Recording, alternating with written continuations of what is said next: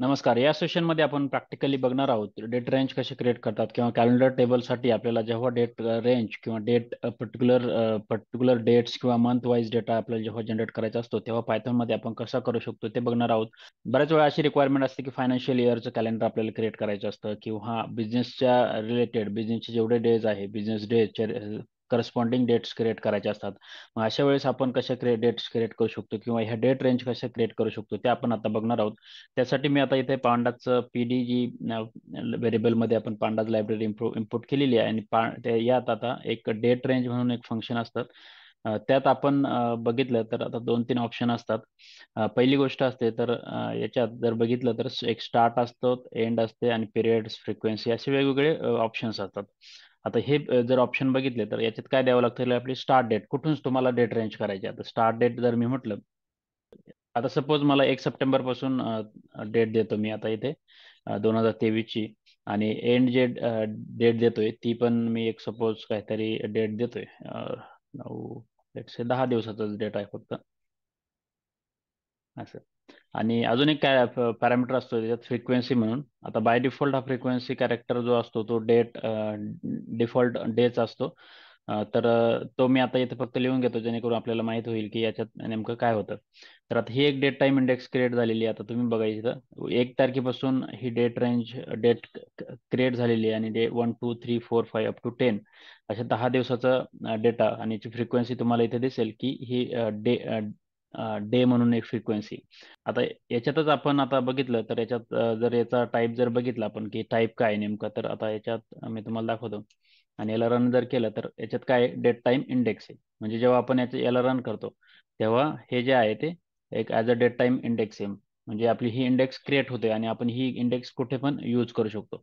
आता अजून याच्यात ऑप्शन्स असतात. म्हणजे याच्यातच हा झाला डेट रेंजचा ज्या फ्रिक्वेन्सी डे डे असेल तेव्हा. आता कसं होतं ना की कधी कधी आपल्याला सॅटर्डे संडे किंवा विकेंड आहे ते सोडून द्यायचे, त्यावेळेस आपण हे बी ऑप्शन ट्राय करू शकतो. जिथे काय होईल ना की आता इथे बघा 1 तारीख आलेली आहे, नंतर 2 आणि 3 नाहीये, डायरेक्ट 4 तारीख आहे. 2 आणि 3 शनिवार रविवार आहे, त्यामुळे ते इथे डिस्प्ले होत नाही. अशा पद्धतीने आपण हे बिझनेस करू शकतो. आणि त्यानंतर अजून एक पॅरामीटर असतो इथं वीकचा. तर याला केलं वीकचं तर आता इथं काय होतं की आपलं दोनच म्हणजे आणि याच्या स्टार्टिंग बघा संडेला हा स्टार्ट झालेला आहे.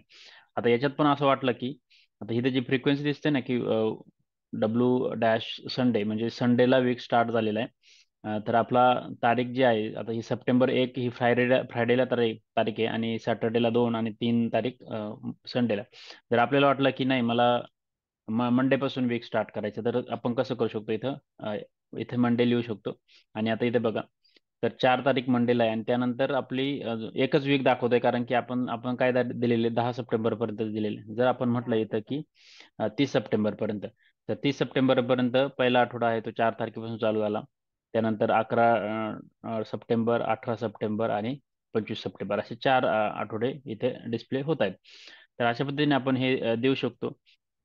आता याच्यात आपल्याला अजून काही चेंजेस करायचे असेल तर आता हे डेज वाईज इथं आवर्स पण देऊ शकतो आपण. म्हणजे जर तुम्हाला टाइम दाखवायचा असेल, आता याच्यात बघा तुम्ही टाइम दिलेला आहे. म्हणजे पहिल्या दिवशी आहे 00, म्हणजे त्याच्यानंतर एक एकने इन्क्रीमेंट होत आहे ना आपला, त्यामुळे हे 1 2 3 4 5 6 असे पूर्ण दिवसांचा डेटा त्यानुसार त्याचा टाइम दाखवते.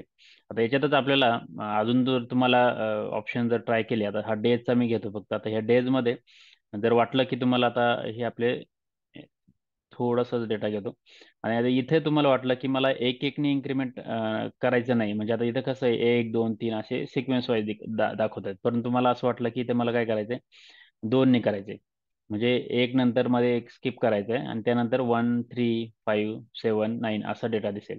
म्हणजे हे जे जसं वाटलं तसं, म्हणजे 3 जर केलं तर 3 मग एवढे डेज कमी होईल. म्हणजे एक नंतर 2 दिवस गॅप, 4 9 7 आणि 10. तर अशा पद्धतीने वेगवेगळे ऑप्शन्स आपण ट्राय करू शकतो. मग आता आपल्याला फक्त बिझनेस कन्सिडर केलं, इथं बी जर दिला तर इथे फक्त आपल्याला काय दिसेल, फक्त जे शनिवार रविवार विकेंड सोडून आपल्याला बाकीचे दिवस आहेत तेच दिसतील इथं. तर अशा पद्धतीने आपण ही डेट रेंज क्रिएट करू शकतो जेव्हा आपल्याला start date end date specify करू तेव्हा. आता अजून एक दुसरी एक पद्धत याच्यात p d dot date range, आणि याच्यात जर आपण काय केलं स्टार्ट दिली आपल्याला, सपोज स्टार्ट माहिती पण एंड माहित नाही आपल्याला, आपल्याला फक्त एक काहीतरी स्पेसिफिक करायचंय.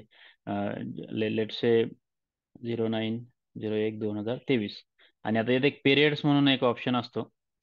Periods is equal to let say 10. आणि मग आपल्याला बाय डिफॉल्ट जी फ्रिक्वेन्सी आहे ना ती डेज असते, ते आता इथं मी घेतोय जेणेकरून आपल्याला दिसेल. आता इथं बघा, 9/1 म्हणजे 1 सप्टेंबरची तारीख आहे. त्यानंतर आपले काय झाले, 10 पिरियड्स म्हणजे 10 दिवस मला पाहिजे. आणि डिफॉल्ट काय आहे, डेजचे म्हणजे 10 तारखेपर्यंत आलं. सपोज याला मी 50 केलं, तर आता 50 दिवस एवढे ऍड होतील प्रत्येकाचे. आता तुम्ही बघा, 1 2 3 4 5 अप टू, म्हणजे आता हे ऑक्टोबर, 20 ऑक्टोबर पर्यंत तारीख आलेली. सपोज मी याला 2D केलं, म्हणजे 2 2 दिवसांनी. तर आता हे बघा, एकदम डिसेंबर पर्यंत ही शेवटची तारीख असेल.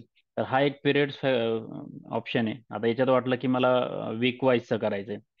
मग आता वीकमध्ये 50 वीक जनरेट करायचे. आता वीक कधी स्टार्ट होतोय, तर आता इथं संडे. वाटलं की मला नाही, मंडे पासून वीक स्टार्ट करायचं आहे आणि मला त्याची काउंट, नंबर ऑफ हे करायचे. तर 50 हे आले असतील. आता याचे तुम्हाला बघायचे असेल की किती हे होत आहे, तर याची लेंथ आपण काढू शकतो की 50 वीक इथे डिस्प्ले होत आहे. तर अशा पद्धतीने हे ऑपरेशन्स आपण परफॉर्म करू शकतो आणि हे वीक्स जेवढे पाहिजे आपल्याला तेवढे जनरेट करू शकतो या दुसऱ्या पद्धतीने. म्हणजे पहिली पद्धत झाली, इथे आपण start date and end date देऊ शकतो आणि फ्रिक्वेन्सी देऊ शकतो. दुसरी पद्धत स्टार्ट माहिती परंतु एंड माहित नाहीये, मग परंतु आपल्याला पर्टिक्युलर पिरियड माहिती ही 50 पिरियड आपल्याला दाखवायची, तर ते आपण देऊ शकतो. आता इथे पण एक ऑप्शन असतो, ए म्हणून ऑप्शन असतो. जर ए ऑप्शन जर दिला तर तुम्ही बघा, त्याच्यात इयर वाईज होतं. म्हणजे शेवटची तारीख बघा, 2023ची शेवटची तारीख आहे 2024ची. आता डिसेंबर, डिसेंबर म्हणजे काय, 31 डिसेंबर प्रत्येक इयरची, म्हणजे 2023 पासून 2072 पर्यंत एवढे झालेले. तर अशा पद्धतीने हे इयर वाईज पण आपण इन्क्रीमेंट करू शकतो. असे कॅलेंडरची डेट रेंज आपण क्रिएट करू शकतो ह्या दुसऱ्या मेथडने. आता अजून एक याच्यात मेथड आहे, आता PD.date range. जर तुम्हाला वाटलं की मला हे माहित नाही, म्हणजे आता याच्यात की स्टार्ट माहित नाही, पण मग ते रिव्हर्स कॅलेंडर क्रिएट करायचे, तर आता इथे एक एंड ऑप्शन असतो. आणि लेट से मी म्हटलं की 9/1/2023. आणि मी आता पिरियड्स म्हणतो की periods is equal to let say 10 दिवस. 10 दिवसच पाहिजे मला. फ्रिक्वेन्सी आपला जो पॅरामीटर आहे तो मी आता डी ठेवतोय आणि याला जेव्हा रन करतो, आता याच्यात काय होतं ना, जेव्हा आपण एंड देतो ना त्यावेळेस रिव्हर्स येते. म्हणजे बघा, 2000 ही झाली ती 1 सप्टेंबरची तारीख आहे आणि ही काय आहे, 31 ऑगस्ट, म्हणजे अशी उलटी इन्क्रीमेंट होत येणार. म्हणजे मी जर म्हटलं की दोन इन्क्रीमेंट करा, तर आता बघा, 1 सप्टेंबर, त्यानंतर 30 ऑगस्ट, 28 ऑगस्ट, 26 ऑगस्ट अशा रिव्हर्स मध्ये येणार. म्हणजे जेव्हा आपल्याला असं रिव्हर्स कॅलेंडर क्रिएट करायचं असेल किंवा डेट रेंज क्रिएट करायचं असेल, त्यावेळेस आपण हे करू शकतो. याच्यात ऑप्शन बाकीचे आहे, म्हणजे एच यूज केला तर त्याच हिशोबाने एच पण असा उलटा इन्क्रीमेंट हो जाणार. अशा पद्धतीने हे करू शकतो. बी जर यूज केला तर फक्त बिझनेस डेज आहे तेवढंच कन्सिडर केलं जाणार. सेम, फक्त सुरुवात कुठून होईल, म्हणजे आता सपोज वाटलं की मला 12 डिसेंबर, 31 डिसेंबर पासून मागे 10 दिवस किंवा 10 बिझनेस डे जायचे, तर त्यावेळेस मी असं हे करू शकतो. मग 31 डिसेंबर जर रविवार आला किंवा शनिवारी आला, तर 29 डिसेंबर जी तारीख आहे ती, त्यानंतर 28, 27, 26 असे पर्टिक्युलर रेंजने इन्क्रीमेंट होत राहतात. तर अशा पद्धतीने हे तुम्ही बघू शकतात की 3 मेथड्स आपण ह्या डेट रेंज क्रिएट करू शकतो. जिथे की आपल्याला, तुम्ही बघितलं की पहिली जी आहे ती start date and end date देऊ शकतो. दुसऱ्या वेळेस आपण पिरियड्स देऊ शकतो. आणि तिसऱ्या वेळेस एक पर्टिक्युलर एंड डेट जर दिली, तर त्याच्या रिव्हर्स आपण इन्क्रीमेंट करत जाऊ शकतो. तर ते पण हे या पद्धतीने आपण करू शकतो. तर अशा पद्धतीने भरपूर काही ऑप्शन्स आहे जे डेट रेंजमध्ये आपण करू शकतो. आणि जशी रिक्वायरमेंट असेल तसे आपण हे पायथॉनमध्ये करू शकतो, पांडाच्या लायब्ररीचा यूज करून. काही प्रश्न असतील तर कमेंटमध्ये विचारू शकता. तुम्ही हे एक्झाम्पल थोडे ट्राय करा आणि त्यानुसार तुम्हाला हे गोष्टी समजतील. धन्यवाद.